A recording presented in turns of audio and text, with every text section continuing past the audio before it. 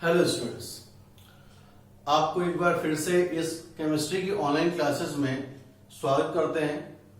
आज हम BSc second year के फिर से उसी चैप्टर से या उसी टॉपिक से लेकर के आपको शुरुआत कर रहे हैं जहां पर पिछली क्लास में हमने आपको छोड़ा हुआ था।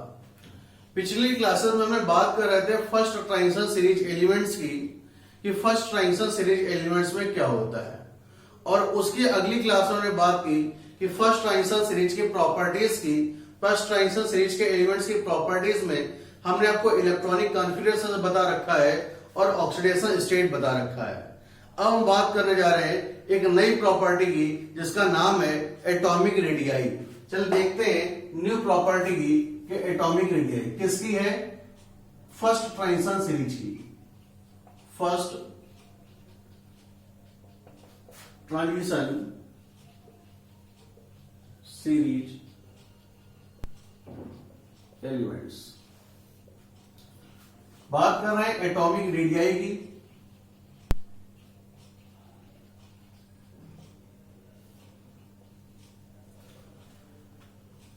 एटॉमिक रेडियाई न्यूक्लियस, ये आपका न्यूक्लियस है, first second shell, third shell, fourth shell, इस प्रकार से न्यूक्लियस से सबसे बाहर वाली कोश के बीच का जो डिस्टेंस होता है उस डिस्टेंस को हम एटॉमिक रेडियाई बोलते हैं। मतलब किसी भी परमाणु की गैसीय अवस्था में उसके परमाणु के नाभिक के केंद्र से बाह्य कोश के बीच की दूरी परमाणु त्रिज्या कहलाती है या एटॉमिक रेडियाई कहलाती है। इस एटॉमिक रेडियाई के संबंध में कहा जाता है कि कैसे निकाली जाएगी। तो यहां पर देखते हैं कि हमारे पास कौन कौन से एलिमेंट हैं। स्कैंडियम है, टाइटेनियम है, वैनेडियम है, क्रोमियम है, मैग्नीज है, आयरन है, कोबाल्ट है, निकल है, कॉपर है और जिंक है। ये हमारे पास में 10 एलिमेंट हैं। इन 10 एलिमेंट का अगर एटॉमिक नंबर की बात करें तो इसका एटॉमिक नंबर परमाणु क्रमांक 21 से लेकर के परमाणु क्रमांक 30 तक होता है, जहां पर स्कैंडियम का 21, टाइटेनियम का 22, 23, 24, 25, 26, 27, 28 और 29 और इसका परमाणु क्रमांक 30 होता है। जब हमने इलेक्ट्रॉनिक विन्यास किया है तो इलेक्ट्रॉनिक विन्यास तो आपको पता चला था कि इसका अंतिम इलेक्ट्रॉन लास्ट सेल में ना जाकर के उससे पहले वाली कोश में जाता है, अर्थात 3D सबसेल में जाता है। 3D सबसेल में जाने की वजह से यहां पर दो इफेक्ट काम करते हैं। एक इफेक्ट काम करता है जिसको बोलते हैं न्यूक्लियर चार्ज। एक इफेक्ट काम करता है न्यूक्लियर चार्ज, क्योंकि यहां पर क्या है कि जो इलेक्ट्रॉन है ऐसा एक्स्ट्रा इलेक्ट्रॉन, वो एक्स्ट्रा इलेक्ट्रॉन किसी नई सेल में ना जाकर के उसी सेल में लगातार बढ़ते चले जाते हैं। और जब इलेक्ट्रॉन किसी सेम सेल में लगातार बढ़ते चले जाएंगे तो नाभिक से उन इलेक्ट्रॉनों के प्रति आकर्षण बढ़ता जाएगा और आकर्षण के बढ़ने के साथ साथ न्यूक्लियर चार्ज बढ़ता है। और जब न्यूक्लियर चार्ज बढ़ता है तो एटॉमिक रेडियाई में कमी आती है। तो इस प्रकार से कह सकते हैं कि स्कैंडियम से जिंक की तरफ जब चलते हैं तो न्यूक्लियर चार्ज बढ़ता जाता है। न्यूक्लियर चार्ज के बढ़ने के कारण एटॉमिक रेडियाई लगातार डिक्रीज करती है। अगर इस एटॉमिक रेडियाई को हम नंबर सिस्टम में लेके चले तो एक कंडीशन मान लेते हैं, मान लीजिए इसका 1.43 एंगस्ट्रॉन है, तो यहां से डिक्रीज कर रही है तो इसका हो जाएगा 1.40 एंगस्ट्रॉन, ये हो जाएगा 1.35 एंगस्ट्रॉन, ये हो जाएगा 1.32 एंगस्ट्रॉन, ये हो जाएगा आपका 1.30 एंगस्ट्रॉन। इस प्रकार से लगातार बढ़ती है। लेकिन जैसे ही मैग्नीज से हम आयरन की तरफ आते हैं तो मैग्नीज से आयरन की तरफ आने पर एक इलेक्ट्रॉन और सेम ऑर्बिटल में आ जाता है, जिसकी वजह से एक और नया चार्ज बढ़ता है जिसको हम बोलते हैं शील्डिंग इफेक्ट।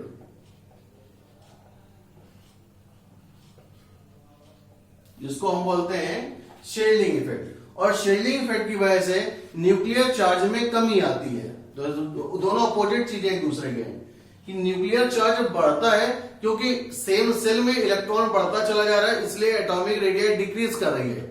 और शील्डिंग इफेक्ट क्या होता है कि चूंकि पिछली वाली सेल में इलेक्ट्रॉन बढ़ रहा है तो बाह्य कोश के बीच के इलेक्ट्रॉन के लिए शील्डिंग का काम करता है, शील्डिंग की वजह से न्यूक्लियर चार्ज डिक्रीज करता है। तो न्यूक्लियर चार्ज अभी तक इंक्रीज कर रहा था जिसकी वजह से एटॉमिक रेडियस में डिक्रीज आ रहा था, और अब शील्डिंग इफेक्ट काम कर रहा है जिसकी वजह से न्यूक्लियर चार्ज थोड़ा सा कम हो गया। इसकी वजह से देखा जाता है कि मैग्नीज से लेकर के कॉपर तक का जो एटॉमिक रेडियस होता है उस एटॉमिक रेडियस में बहुत ज्यादा चेंजमेंट नहीं आता है, अर्थात उसका अप्रोक्सीमेटली सेम होता है। तो इसका 1.9 एंगस्ट्रॉन, इसका 1.8 एंगस्ट्रॉन, इसका 1.7 एंगस्ट्रॉन, इसका 1.2826 एंगस्ट्रॉन, इस प्रकार से लगभग एक दूसरे के बराबर ही होती है। लेकिन जैसे कॉपर से जिंक की तरफ चलते हैं थोड़ा सा एटॉमिक रेडियस फिर से बढ़ जाता है और इस तरह से देखा जाता है। तो देखा यह गया है कि एटॉमिक रेडियस में कि जैसे ही लेफ्ट टू राइट चलते हैं, on going left to right in 3D series, 3D series में लेफ्ट टू राइट जैसे चलते हैं तो atomic radius decreases, atomic radius लगातार डिक्रीज कर रही है। और डिक्रीज होने का आप देख रहे हैं कि स्कैंडियम के एटॉमिक रेडियस 1.43 एंगस्ट्रॉन है, जबकि जिंक के एटॉमिक रेडियस 1.3 एंगस्ट्रॉन है। तो यहां से और यहां पर अब आ रहे हैं तो ये डिफरेंस हो जा रहा है 1.403 एंगस्ट्रॉन से 1.30 एंगस्ट्रॉन में ये डिफरेंस आ रहा है। लेकिन अगर हम यहां पर ये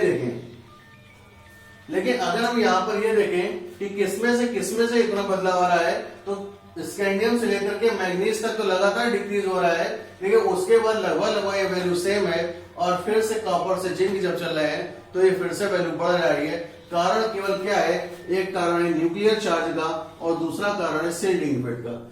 इन दो कारण की वजह से ये इफेक्ट देखने को मिलता है। तो जनरली हम कह सकते हैं एटॉमिक रेडियस के परिप्रेक्ष्य में कि लेफ्ट टू राइट चलने पर एटॉमिक रेडियस डिक्रीज करती है। कुछ जगह पर एक्सेप्शन आता है, तो एक्सेप्शन का क्या आता है और क्यों आता है ये आपने यहां पर देखा है। तो ये बात हो गई एटॉमिक रेडियस की कि एटॉमिक रेडियस क्या होती है। अब एटॉमिक रेडियस के बाद हम अगली प्रॉपर्टीज की बात कर रहे हैं। ये अगली प्रॉपर्टीज क्या है उसको देखते हैं हम लोग। अगली प्रॉपर्टीज है कलर ऑफ आयन। आयन कह दें या यहां पर कॉम्प्लेक्स कह दें, क्योंकि जब कॉम्प्लेक्स बनेगा तभी उस फॉर्म में आयन कन्वर्ट होगा। तो उसमें हम लोग बात कर रहे हैं कलर ऑफ आयन या फिर कलर ऑफ कॉम्प्लेक्स की। तो ये क्या होता है या कैसे होता है उसको देख रहे हैं। कलर की बात जब करते हैं तो एक सिंपल सा सिस्टम होता है कि अगर कोई भी ion, if any ion have electron on orbital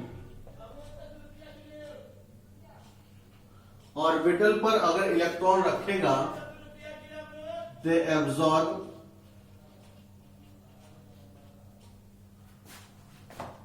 visible radiation,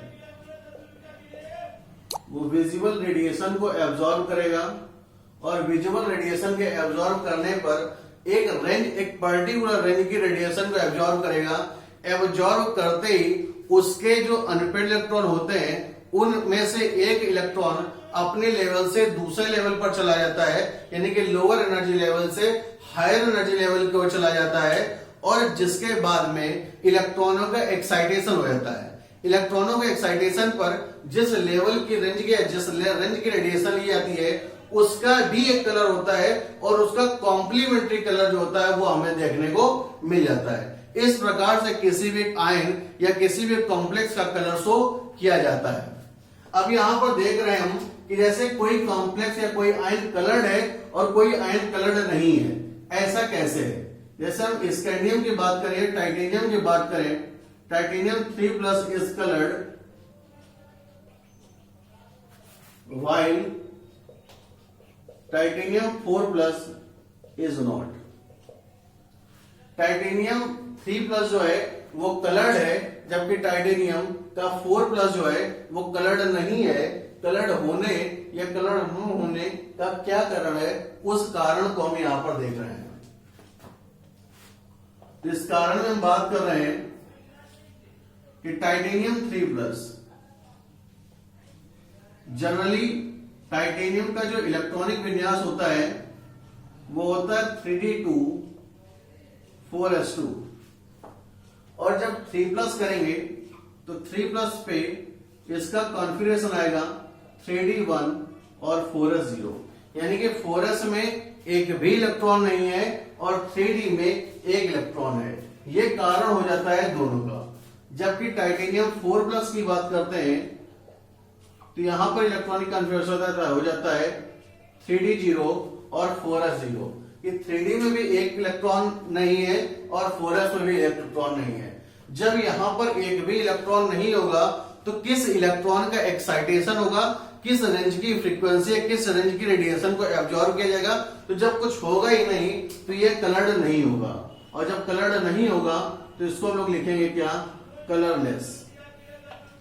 जबकि यहां पर एक इलेक्ट्रॉन है, एक इलेक्ट्रॉन के होने की वजह से इसको हम बोलेंगे क्या, कलर्ड बोलेंगे। तो आज यहां पर हमने दो प्रॉपर्टीज के बारे में बात की है। उन दो प्रॉपर्टीज के बाद अगली प्रॉपर्टी की बात करेंगे। वो अगली प्रॉपर्टी होगी मैग्नेटिक प्रॉपर्टीज, कि मैग्नेटिक प्रॉपर्टीज को कैसे निकाला जाए या कैसे देखा जाए।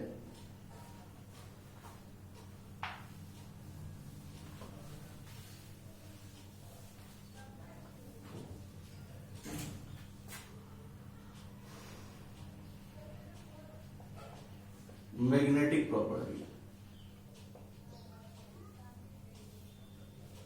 मैग्नेटिक प्रॉपर्टी में हम ये देखते हैं कि कोई भी आयन पैरामैग्नेटिक है या कोई भी आयन डायमैग्नेटिक है।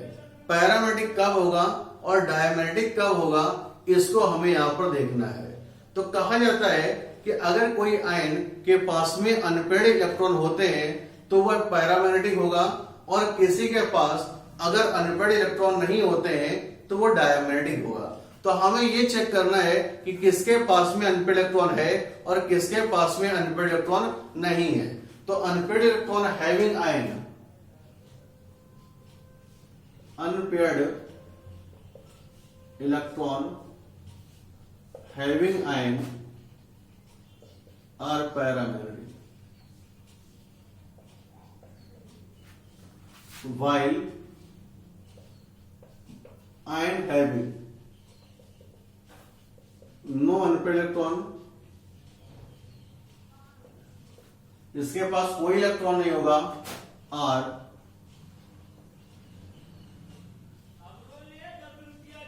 डायमैग्नेटिक। तो यहां पर यही देखना है कि जैसे हम कहें स्कैंडियम 3+, तो स्कैंडियम में 3+ अगर आ रहा है तो कि generally 2+ oxidation state 3d subshell use करते हैं, तो कॉन्फ़िगरेशन आएगा 3d1 और 4s0। d सबसेल में 5 ऑर्बिटल होते हैं, तो एक इलेक्ट्रॉन यहां भरा गया, और एक इलेक्ट्रॉन अगर भरा गया तो ये भैया पैरामैग्नेटिक होगा। उसी प्रकार से टाइटेनियम 2+, तो टाइटेनियम 2+ का कॉन्फ़िगरेशन हो जाता है 3d2 4s0।